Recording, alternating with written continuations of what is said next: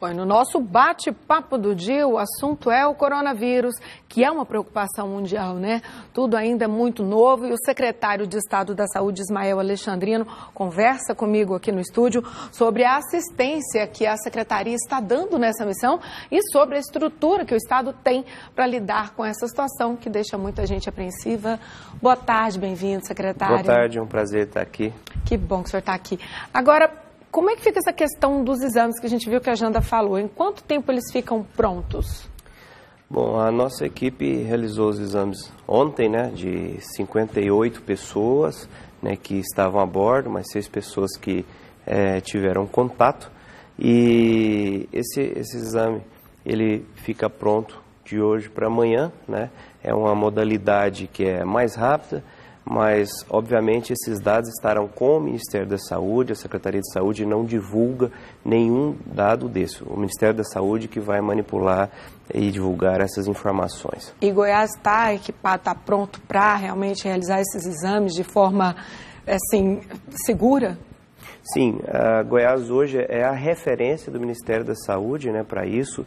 Anteriormente tinha 3 laboratórios que estavam previamente credenciados, né, do ponto de vista técnico, né, a Fiocruz, o Evandro Chagas e o Adolfo Lutz, e o ministro Mandetta mandou uma equipe do Ministério aqui para o nosso estado, eles avaliaram e colocou o LACEN de Goiás como o primeiro dos LACENs para fazer esse tipo de exame, né, que a gente vai fazer, chamado RT-PCR, né, Real Time, em tempo real. É um exame rápido, sai o resultado, avalia não só o coronavírus, mas é um painel de 21 vírus. A modalidade habitual é em torno de 11 vírus.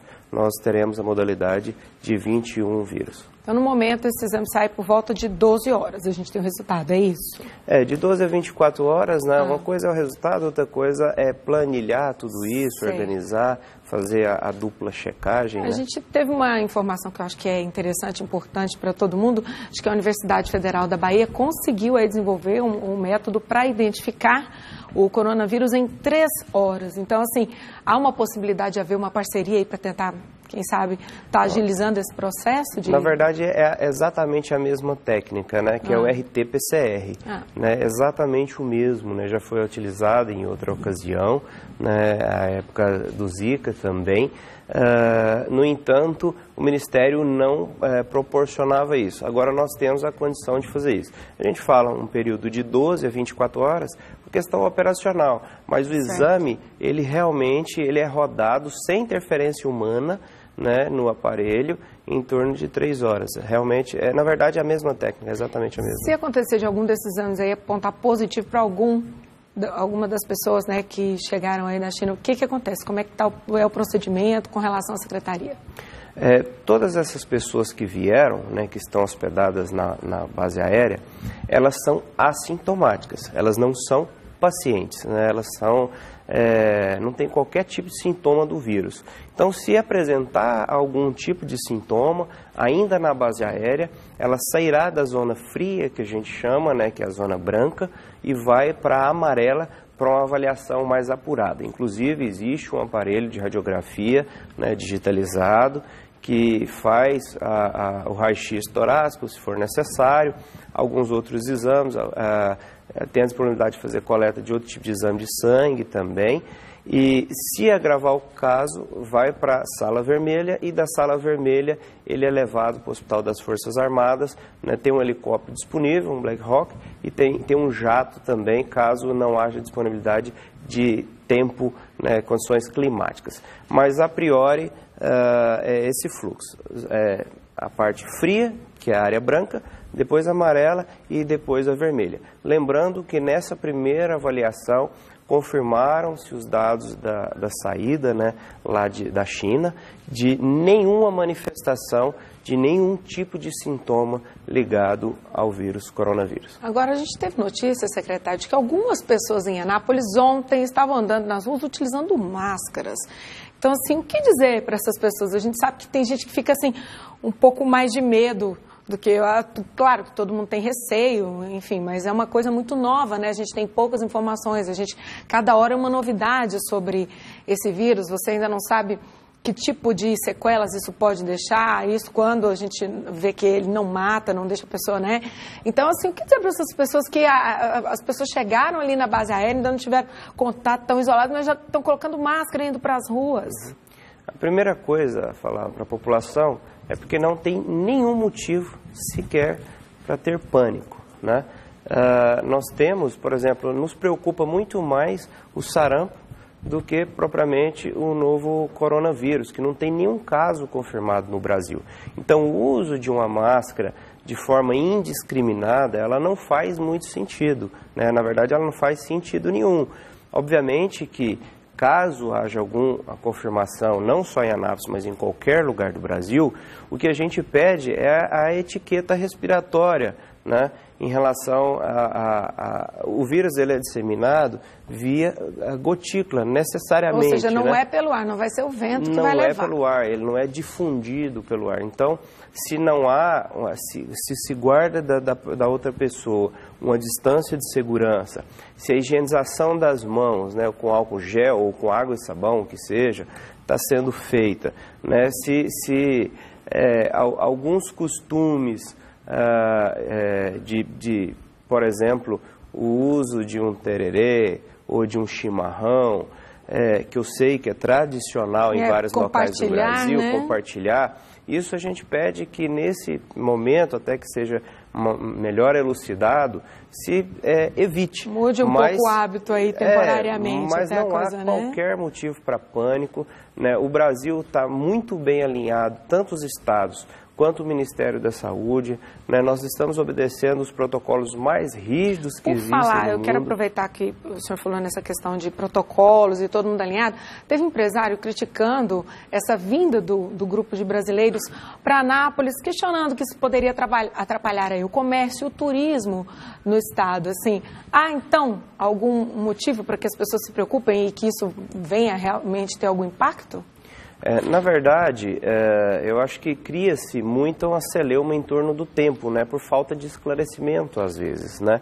E turismo e comércio é importante sim, mas primeiro é importante a preservação da vida, né? E esse acolhimento que o Estado de Goiás fez para nossos irmãos de outros estados, né, tem sido com extrema responsabilidade, né, uma ação humanitária de fato e muito embasada em questões técnicas.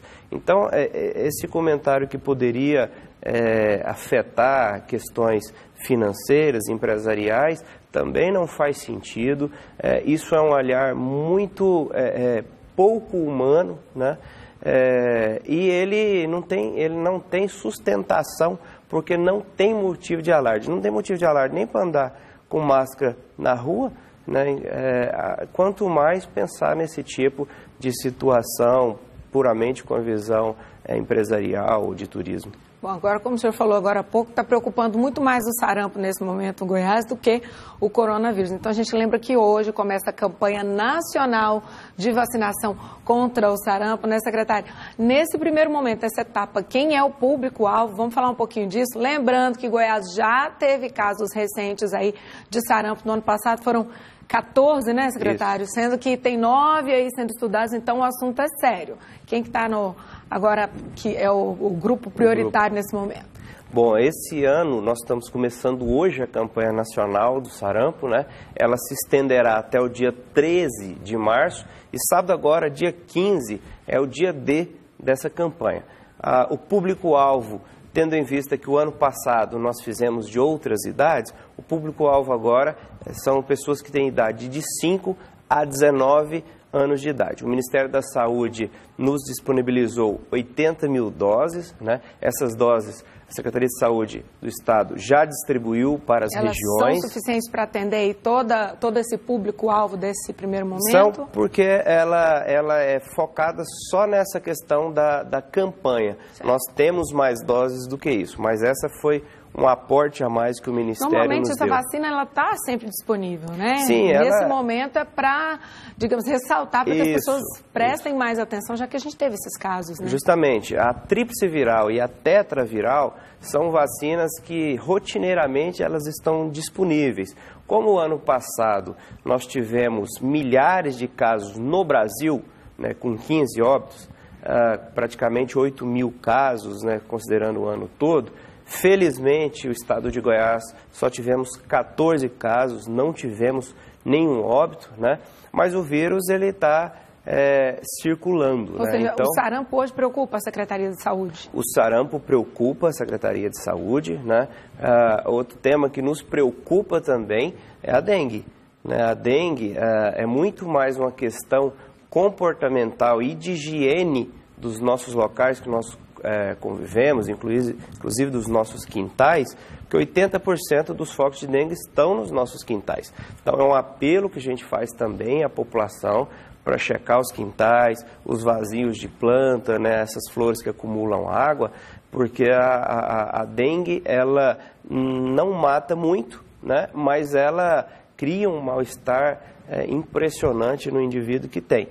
E tira ele do trabalho, tira ele do convívio social. Então, sarampo e dengue são coisas que a gente precisa estar com muita atenção.